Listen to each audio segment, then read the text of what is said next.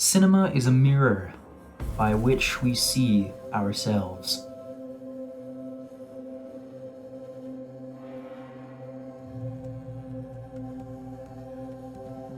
Have you ever wondered why we keep watching movies?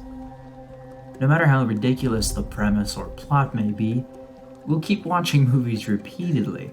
Whether it's talking toys, a man doing kung fu in a bat costume, or even an old man driving his tractor across the United States to see his brother, we keep watching.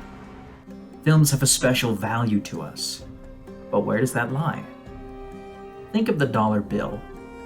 Everything that we use to operate our economy is based on exchanging little green pieces of paper for something else that we value. Do we really think that the paper itself is valuable?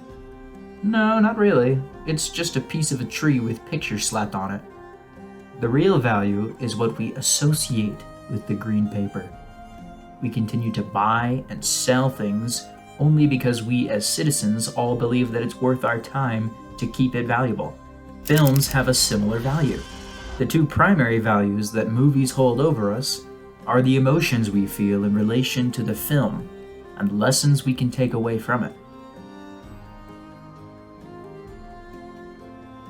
This gives them a certain sway over the societies they impact, and very much our own. Some examples could include V for Vendetta, a film about a British freedom fighter who donned a mask and a lot of knives.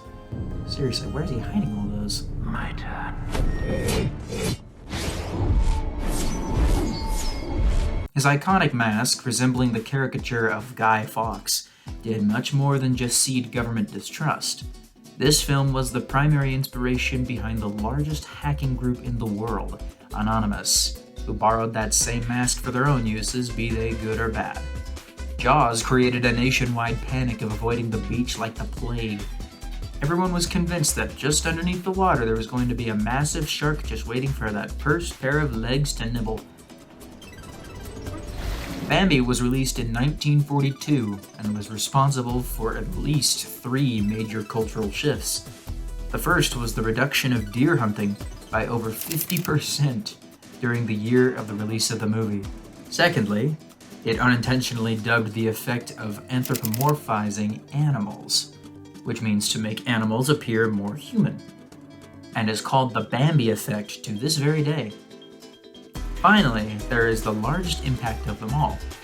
Coinciding with the release of the film, a young Japanese boy by the name of Osamu Tezuka watched this movie with his father, reportedly over 80 times. His animating style was greatly influenced by Disney's, and he went on to make great changes in the Japanese animation industry, which was evolving at that time to become the monolith that it is in American culture. So in a nutshell, basically Bambi is responsible for anime. All jokes aside, did you know that Bambi once met Godzilla? He also took his revenge on Godzilla, and then his son met Godzilla. Disney, if we can have over 20 Marvel films, why can't we have this? Chew on that one for a while, please. A debate rages on about what is permissible in a film and what isn't.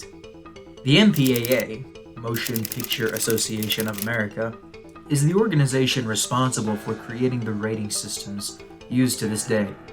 There have been many incarnations of these rules over the years, but they have become increasingly lenient by the decade.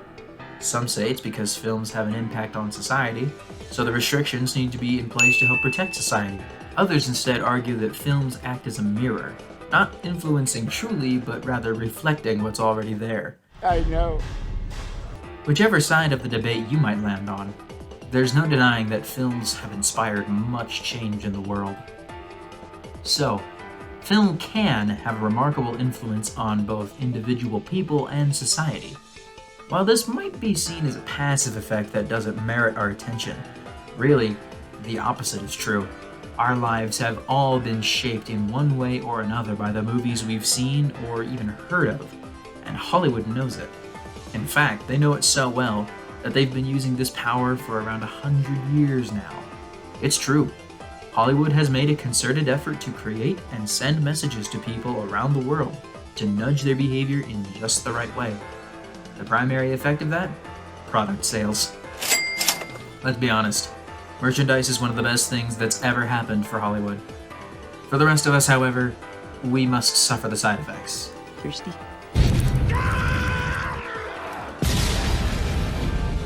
What's the big takeaway from this? Films change lives if done correctly. The lessons we learn from them can inspire or discourage us from a whole host of paths in life. What matters is what you'll do after watching a film that particularly touches you. Will you be spurred to action? Or will you kick back and watch another installment of Shrek? The choice is yours.